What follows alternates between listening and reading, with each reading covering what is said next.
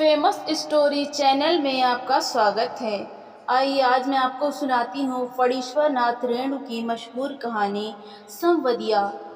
फणीश्वर नाथ रेणु हिंदी के आंचलिक कथाकार हैं। उन्होंने अंचल विशेष को अपनी रचनाओं का आधार बनाकर आंचलिक शब्दावली और मुहावरों का सहारा लेते हुए वहाँ के जीवन और वातावरण का चित्रण किया है। फणीश्वर नाथ रेणु स्वतंत्र भारत के प्रख्यात कथाकार हैं। रेणु ने अपनी रचनाओं के द्वारा प्रेमचंद की विरासत को नई पहचान और भंगिमा प्रदान की। तो आइए अब हम कहानी की शुरुआत करते हैं। संवदिया कहानी में मानवीय संवेदना की गहन एवं विलक्षण पहचान प्रस्तुत हुई है। असहाय और सहनशील नारी मन के कोमल तंतु की, उसके दुख और करुणा की, पीड़ा तथा यातना की ऐसी सूक्ष्म पकड़ रेणु जैसे आत्मा के शिल्पी द्वारा ही संभव है। हरगोविंद संवदिया की तरह अपने अंचल के दुखी, विपन्न, बेसहारा, बड़ी बहुरिया जैसे पात्रों का संवाद लेकर रेणु पाठकों के सम्मुख उपस्थित होते हैं। रेणु ने बड़ी बहुरिया की पीड़ा को, उसके भीतर के हाहाकार को संवदिया के माध्यम से अपनी पूरी सहानुभूति प्रदान की है। लोक भाषा की नींव पर खड़ी संवदिया कहानी पहाड़ी झरने की तरह गतिमान है। उसकी गति, लय, प्रवाह, संवाद और संगीत पढ़ने वाले के रोम रोम में झंकृत होने लगता है। तो आइए अब हम कहानी की शुरुआत करते हैं। हरगोविंद को अचरज हुआ तो आज भी किसी को संवदिया की जरूरत पड़ सकती है। इस जमाने में जबकि गांव गांव में डाकघर खुल गए हैं, संवदिया के मार्फत संवाद क्यों भेजेगा कोई? आज तो आदमी घर बैठे ही लंका तक खबर भेज सकता है और वहां का कुशल संवाद मंगा सकता है। फिर उसकी बुलाहट क्यों हुई? हरगोविंद बड़ी हवेली की टूटी ड्योढ़ी पार कर अंदर गया। सदा की भांति उसने वातावरण को सूंघकर संवाद का अंदाजा लगाया। निश्चय ही कोई गुप्त समाचार ले जाना है। चांद सूरज को भी नहीं मालूम हो, परेवा पंच तक न जाने। पाँव लागी बड़ी बहुरिया। बड़ी हवेली की बड़ी बहुरिया ने हरगोविंद को पीढ़ी दी और आंख के इशारे से कुछ देर चुपचाप बैठने को कहा। बड़ी हवेली अब नाम मात्र को ही बड़ी हवेली है, जहाँ दिन रात नौकर, नौकरानियों और जन मजदूरों की भीड़ लगी रहती थी। वहाँ आज हवेली की बड़ी बहुरिया अपने हाथ से सूपा में अनाज लेकर फटक रही है। इन हाथों में सिर्फ मेहंदी लगा कर ही गांव की नाइन परिवार पालती थी। कहाँ गए वे दिन? हरगोविंद ने लंबी सांस ली। बड़े भैया के मरने के बाद ही जैसे सब खेल खत्म हो गया। तीनों भाइयों ने आपस में लड़ाई झगड़ा शुरू किया। रैयतों ने जमीन पर दावे करके दखल किया। फिर तीनों भाई गांव छोड़कर शहर में जा बसे। रह गई बड़ी बहुरिया, कहाँ जाती बेचारी? भगवान भले आदमी को ही कष्ट देते हैं, नहीं तो 1 घंटे की बीमारी में बड़े भैया क्यों मरते? बड़ी बहुरिया की देह से जेवर खींच छीन कर बंटवारे की लीला हुई थी। हरगोविंद ने देखी है अपनी आंखों से द्रौपदी चीर हरण लीला। बनारसी साड़ी को 3 टुकड़े करके बंटवारा किया था निर्दय भाइयों ने। बेचारी बड़ी बहुरिया, गांव की मुदियाइन बूढ़ी, न जाने कब से आंगन में बैठकर बड़बड़ा रही थी। उधार का सौदा खाने में बड़ा मीठा लगता है और दाम देते समय मुदियाइन की बात कड़वी लगती है। मैं आज दाम लेकर ही उठूंगी। बड़ी बहुरिया ने कोई जवाब नहीं दिया। हरगोविंद ने फिर लंबी सांस ली। जब तक यह मुदियाइन आंगन से नहीं टलती, बड़ी बहुरिया हरगोविंद से कुछ नहीं बोलेगी। वह अब चुप नहीं रह सका। मुदियाइन काकी, बाकी बकाया वसूलने का यह काबुली कायदा तो तुमने खूब सीखा है। काबुली कायदा सुनते ही मुदियाइन तमक कर खड़ी हो गई। चुप रहे मुझों से निमोचिए। क्या करूं काकी, भगवान ने मुंह दाढ़ी दी नहीं, न काबुली आगा की साहब की तरह गुलजार दाढ़ी दी। फिर काबुली का नाम लिया तो जीभ पकड़कर खींच लूंगी। हरगोविंद ने जीभ बाहर निकालकर दिखलाई, अर्थात खींच ले। 5 साल पहले गुल मोहम्मद आगा उधार कपड़ा लगाने के लिए गांव में आता था और मुदियाइन के उसारे पर दुकान लगाकर बैठता था। आगा कपड़ा देते समय बहुत मीठा बोलता और वसूली के समय जोर जुल्म से 1 का 2 वसूलता। एक बार कई उधार लेने वालों ने मिलकर काबुली की ऐसी मरम्मत कर दी कि फिर लौटकर गांव में नहीं आया। लेकिन इसके बाद ही दुखनी मुदियाइन लाल मुदियाइन हो गई। काबुली क्या, काबुली बादाम के नाम से भी चिढ़ने लगी मुदियाइन। गांव के नाचने वालों ने नाच में काबुली का स्वांग किया था। तुम हमारा मुल्क जाएगा मुदियाइन, हम काबुली बादाम पिस्ता अखरोट खिलाएगा। मुदियाइन बड़बड़ाती गाली देते हुए चली गई तो बड़ी बहुरिया ने हरगोबिंद से कहा, हरगोबिंद भाई, तुमको एक संवाद ले जाना है आज ही, बोलो जाओगे ना? कहाँ? मेरी माँ के पास। हरगोबिंद बड़ी बहुरिया की छलछलाई आंखों में डूब गया। कहिए क्या संवाद है? संवाद सुनाते समय बड़ी बहुरिया सिसकने लगी। हरगोबिंद की आंखें भी भर आईं। बड़ी हवेली की लक्ष्मी को पहली बार इस तरह सिसकते देखा है। हरगोबिंद ने वो बोला, बड़ी बहुरिया, दिल को कड़ा कीजिए। और कितना कड़ा करूं दिल? माँ से कहना मैं भाई भाभीियों की नौकरी करके पेट पालूंगी, बच्चों की जूठन खाकर एक कोने में पड़ी रहूंगी, लेकिन यहाँ अब नहीं रह सकूंगी। कहना यदि माँ मुझे यहाँ से नहीं ले जाएगी तो मैं किसी दिन गले में घड़ा बांध कर पोखरे में डूब मरूंगी। बथुआ साग खाकर कब तक जीऊँ? किस लिए, किसके लिए? हरगोबिंद का रोम रोम कल्पने लगा। देवर देवरानियां भी कितने बेदर्द हैं। ठीक अगहनी धान के समय बाल बच्चों को लेकर शहर से आएंगे। 10-15 दिनों में कर्ज उधार की ढेरी लगाकर वापस जाते समय 2-2 मन के हिसाब से चावल चूड़ा ले जाएंगे। फिर आम के मौसम में आकर हाजिर कच्चा पक्का आम तोड़कर बोरियों में बंद करके चले जाएंगे। फिर उलट कर कभी नहीं देखते। राक्षस है सब। बड़ी बहुरिया आंचल के खूंट से 5 रुपए का एक गंदा नोट निकाल कर बोली, पूरा राह खर्च भी नहीं जुटा सकी, आने का खर्च माँ से मांग लेना, उम्मीद है भैया तुम्हारे साथ ही आवेंगे। हरगोबिंद बोला, बड़ी बहुरिया, राह खर्च देने की ज़रूरत है, मैं इंतज़ाम कर लूँगा। तुम कहाँ से इंतज़ाम करोगे? मैं आज 10 बजे की गाड़ी से ही जा रहा हूँ। बड़ी बहुरिया हाथ में नोट लेकर चुपचाप भाव शून्य दृष्टि से हरगोबिंद को देखती रही। हरगोबिंद हवेली से बाहर आ गया। उसने सुना बड़ी बहुरिया कह रही थी, मैं तुम्हारी राह देख रही हूँ। संवदिया अर्थात संदेशवाहक। हरगोबिंद संवदिया संवाद पहुँचाने का काम सभी नहीं कर सकते। आदमी भगवान के घर से संवदिया बनकर आता है। संवाद के प्रत्येक शब्द को याद रखना। जिस सुर और स्वर में संवाद सुनाया गया है ठीक उसी ढंग से जाकर सुनाना सहज काम नहीं। गांव के लोगों की गलत धारणा है कि निठल्ला, कामचोर और पेटू आदमी ही संवदिया का काम करता है। न आगे नाथ न पीछे पगहा, बिना मजदूरी लिए ही जो गांव गांव संवाद पहुंचावे उसको और क्या कहेंगे? औरतों का गुलाम, जरा सी मीठी बोलकर ही नशे में आ जाए, ऐसे मर्द को भी भला मर्द कहेंगे? किंतु गांव में कौन ऐसा है जिसके घर की माँ बहू बेटी का संवाद हरगोबिंद ने नहीं पहुंचाया है? लेकिन ऐसा संवाद पहली बार ले जा रहा है वो। गाड़ी पर सवार होते ही हरगोबिंद को पुराने दिनों और संवादों की याद आने लगी। एक करुण गीत की भूली हुई कड़ी फिर उसके कानों के पास गूंजने लगी। पैया पड़ो दाढ़ी धरूं, हमारो संवाद ले ले जाओ रे संवदिया या। बड़े बहुरिया के संवाद का प्रत्येक शब्द उसके मन में कांटे की तरह चुभ रहा है। किसके भरोसे यहाँ रहूंगी? एक नौकर था, वो भी कल भाग गया।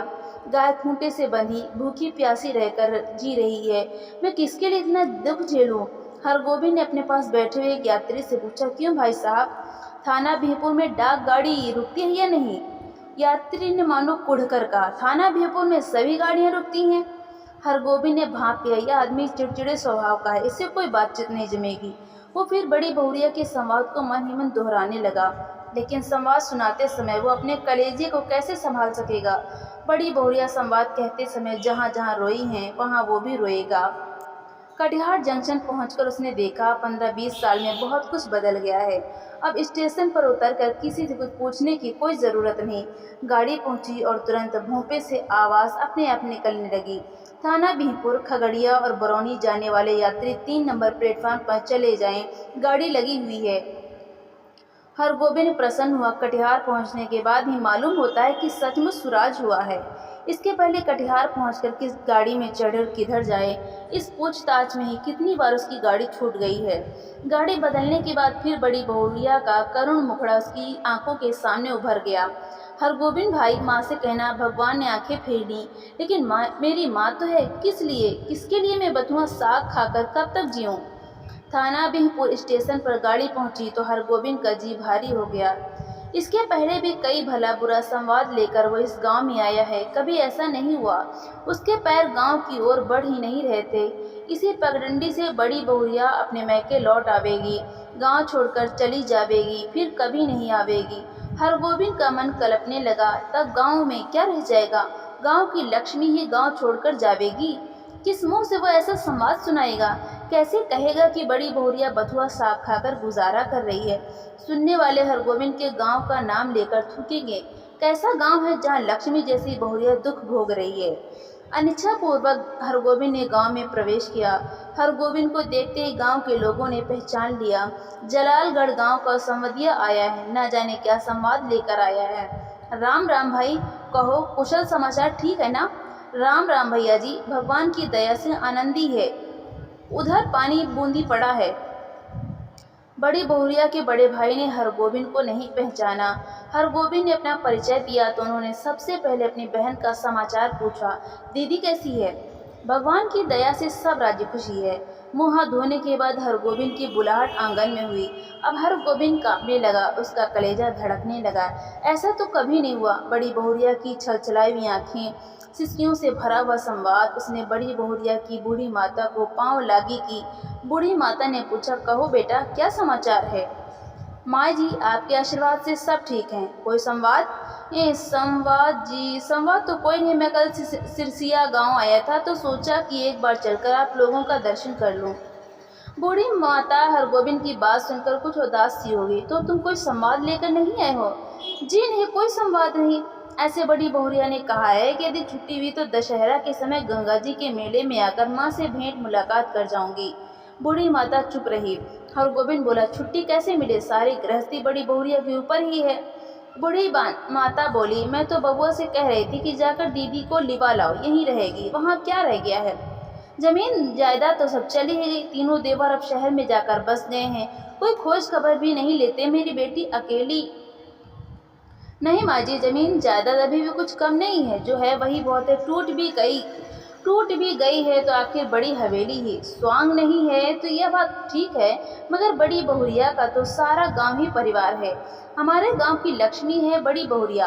गांव की लक्ष्मी गांव को छोड़कर शहर कैसे जाएगी? यूँ देवर लोग हर बार आकर ले जाने की जिद करते हैं। बूढ़ी माता ने अपने हाथ हरगोविंद को जलपान लाकर दिया। पहले थोड़ा जलपान कर लो बबुआ। जलपान करते समय हरगोविंद को लगा बड़ी बहुरिया दालान पर बैठी उसकी राह देख रही है, भूखी प्यासी। रात में भोजन करते समय भी बड़ी बहुरिया मानो सामने आकर बैठ गई। कर्ज उधार अब कोई देते नहीं। एक पेट तो कुत्ता भी पालता है, लेकिन मैं माँ से कहना कर्ज उधार। हरगोविंद ने थाली की ओर देखा। दाल भात, 3 किस्म की भाजी, घी, पापड़, अचार। बड़ी बहुरिया बथुआ साग उबालकर खा रही होगी। बूढ़ी माता ने कहा, क्यों बबुआ, खाते क्यों नहीं? माँ जी, पेट भर जलपान जो कर लिया है। अरे जवान आदमी तो 5 बार जलपान करके भी एक थाल भात खाता है।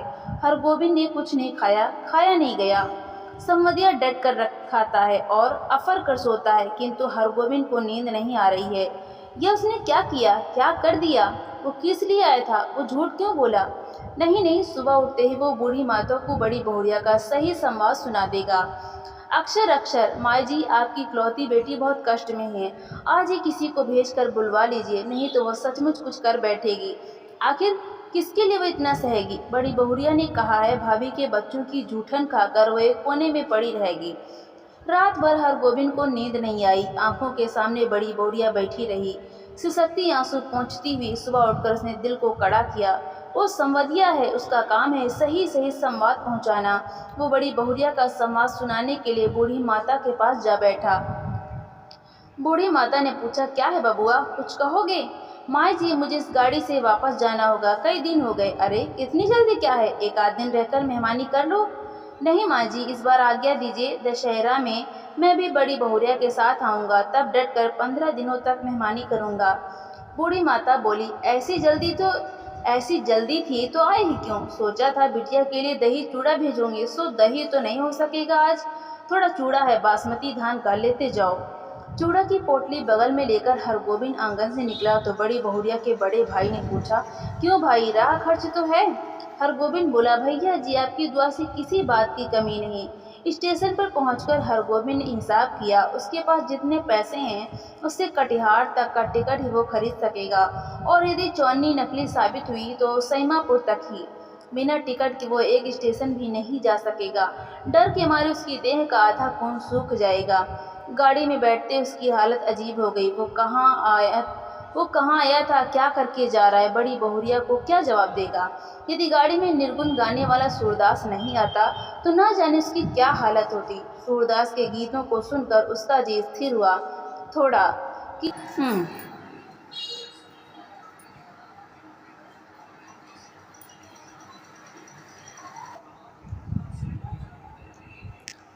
नहीं हरा को सुख सपन भयो, अब देश पिया को डोलिया चली, भाई रो मती यही करम की गति। सूरदास चला गया तो उसके मन में बैठी हुई बड़ी बहुरिया फिर रोने लगी। किसके लिए इतना दुख सहूं। 5 बजे भोर में वो कटिहार स्टेशन पहुंचा। भोंपे से आवाज़ आ रही थी, बैरगादी, कुसियार और जलालगढ़ जाने वाले यात्री 1 नंबर प्लेटफॉर्म पर चले जाएं। हरगोविंद को जलालगढ़ जाना है, किंतु वो 1 नंबर प्लेटफॉर्म पर कैसे जाएगा। उसके पास तो कटिहार तक का ही टिकट है। जलालगढ़ 20 कोस। बड़ी बहुरिया राह देख रही होगी। 20 कोस की मंजिल भी कोई दूर की मंजिल है। वो पैदल ही जाएगा। हरगोविंद महावीर विक्रम बजरंगी का नाम लेकर पैदल ही चल पड़ा। 10 कोस तक वो मानो बाई के झोंके पर रहा। कस्बा शहर पहुंचकर उसने पेट भर पानी पी लिया। पोटली में नाक लगाकर उसने सूंघा, आहा, बासमती धान का चूड़ा है। माँ की सौगात बेटी के लिए। नहीं, वो इससे एक मुट्ठी भी नहीं खा सकेगा। किंतु वो क्या जवाब देगा बड़ी बहुरिया को। उसके पैर लड़खड़ाए। अभी वो कुछ नहीं सोचेगा। अभी सिर्फ चलना है, जल्दी पहुंचना है गांव। बड़ी बहुरिया की डबडबाई हुई आंखें उसको गांव की ओर खींच रही थी। मैं बेटी राह तकती रहूंगी। 15 कोस। माँ से कहना अब नहीं रह सकूंगी। 16, 17, 18 जलालगढ़ स्टेशन का सिग्नल दिखलाई पड़ता है। गांव का ताड़ सिर ऊंचा करके उसकी चाल को देख रहा है। उसी ताड़ के नीचे बड़ी हवेली के दालान पर चुपचाप टकटकी लगाकर राह देख रही है बड़ी बहुरिया, भूखी प्यासी। हमरो संवाद ले जाओ रे संवदिया। लेकिन यह कहाँ चला है हरगोविंद, यह कौन गांव है। पहली सांझ में ही अमावस्या का अंधकार। किस राह से वो किधर जा रहा है। नदी है। कहाँ से आ गई नदी। नदी नहीं, खेत है। ये झोंपड़े है या हाथियों का झुंड। ताड़ का पेड़ किधर गया। वो राह भूलकर न जाने कहाँ भटक गया। इस गांव में आदमी नहीं रहते क्या। कहीं कोई रोशनी नहीं, किससे पूछे। कहाँ वो रोशनी है या आँखें। वो खड़ा है या चल रहा है। वो गाड़ी में है या धरती पर। हरगोविंद भाई आगे। बड़ी बहुरिया की बोली या कटिहार स्टेशन का भूपा बोल रहा है। हरगोविंद भाई क्या हुआ तुमको। बड़ी बहुरिया। हरगोविंद ने हाथ से टटोल कर देखा। वो बिछावन पर लेटा हुआ है। सामने बैठी छाया को छूकर बोला, बड़ी बहुरिया। हरगोविंद भाई अब जी कैसा है। लो 1 घूंट दूध और पी लो। मुँह खोलो। हाँ पी जाओ, पियो। हरगोविंद होश में आया। बड़ी बहुरिया का पैर पकड़ लिया। बड़ी बहुरिया मुझे माफ़ करो, मैं तुम्हारा संवाद नहीं कह सका। तुम गांव छोड़कर मत जाओ, तुमको कोई कष्ट नहीं होने दूंगा। मैं तुम्हारा बेटा। बड़ी बहुरिया तुम मेरी माँ, सारे गांव की माँ हो। मैं अब निठल्ला बैठा नहीं रहूँगा, तुम्हारा सब काम करूँगा। बोलो बड़ी माँ, तुम गांव छोड़कर चली तो नहीं जाओगी। बोलो। बड़ी बहुरिया गर्म दूध में 1 मुट्ठी बासमती चूड़ा डालकर मस्कने लगी। संवाद भेजने के बाद से ही वो अपनी गलती पर पछता रही थी। तो दोस्तों, आपको ये कहानी कैसी लगी, लाइक करें, ज़्यादा से ज़्यादा शेयर करें और कमेंट करके हमें ज़रूर बताएं। और इसी तरह की कहानियाँ सुनने के लिए हमारे चैनल को सब्सक्राइब करना बिल्कुल भी ना भूलें। तो मिलते हैं अगली नई कहानी के साथ। बहुत बहुत